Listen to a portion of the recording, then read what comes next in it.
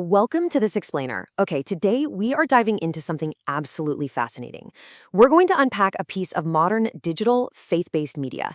This is a script specifically designed for the internet that actually adopts the voice of Jesus to speak directly to the viewer. It's a literal masterclass in audience engagement, and we are going to break down exactly how it works from the very first hook all the way to the final call to action. Right out of the gate, rather than easing in with polite pleasantries, the source text immediately goes for deep empathy. I mean, it literally bypasses the screen entirely. By saying, "I know the tears you've cried when no one else was watching," it acknowledges the viewer's hidden pain. It instantly validates them and pulls them right into the narrative. You feel seen immediately. So, we're going to break this whole thing down into 6 key themes to understand how it works: the hook of empathy, finding purpose in storms, choosing faith over fear, the call to forgive, a promise of breakthrough, and finally, the digital blessing. Let's jump right in. Section 1, The Hook of Empathy, Validating Unseen Struggles. The text opens up by specifically addressing that hidden pain we just talked about, which is a brilliant way to build trust in a super crowded digital feed.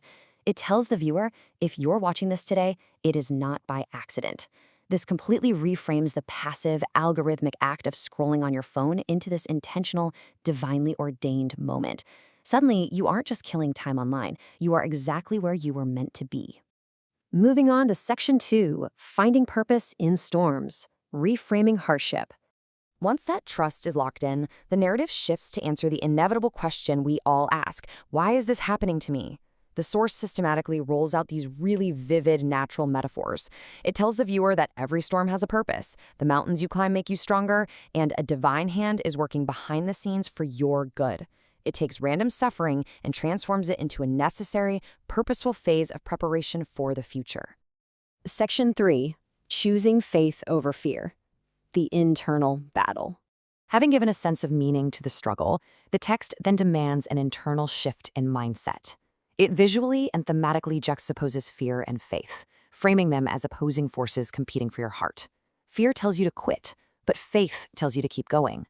It takes this incredibly complex psychological battle and just simplifies it into a clear, actionable binary choice.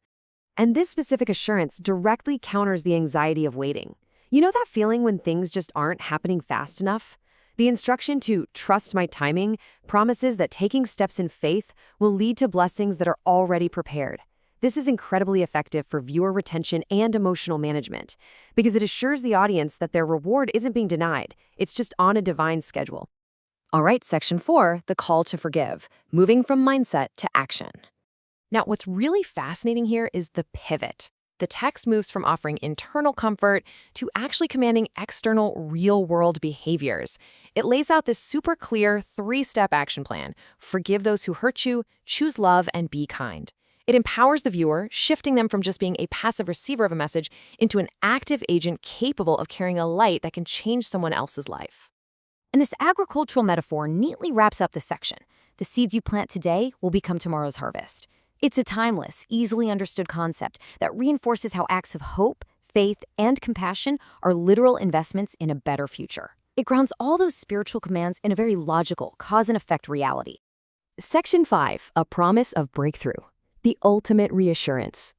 Acknowledging that trying to constantly extend love can be exhausting, the message wisely circles back to comforting the viewer. It promises a divine companionship that intimately knows your dreams, your fears, and your future.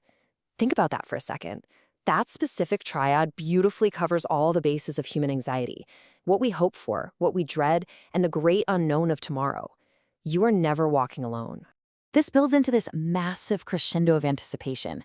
By telling the audience that the breakthrough they've been waiting for is closer than you think, it's designed to leave the viewer feeling completely energized. It brings them to an emotional peak right at the end of the script, leaving them uplifted and totally primed for the final call to action. Which brings us to Section 6, the digital blessing, faith in the algorithm. This is where we get a totally fascinating tonal shift. The very end of the source material merges timeless spiritual promises with, well, modern social media mechanics. It explicitly says, if this message brought peace to your heart, please like, subscribe, and share. It ties the emotional comfort you just received directly to boosting digital content. It is literally the modern equivalent of passing the collection plate, but for engagement metrics. Even the final visual cues do this. They seamlessly place profound theological commands right next to standard YouTube icons. You have Trust God sitting right alongside a thumbs up for a like and a bell for subscribing. It's a complete, seamless synthesis of deep spiritual devotion and standard digital growth tactics. So, as you reflect on how this structured message moved meticulously from validating deep personal pain to generating digital clicks, consider what this reveals about the future of online communities. How does the integration of ancient spiritual language with modern algorithms actually change the way we experience and share faith today? It's definitely something to chew on the next time a highly targeted message of hope suddenly appears on your feed. Thanks for exploring this with us today.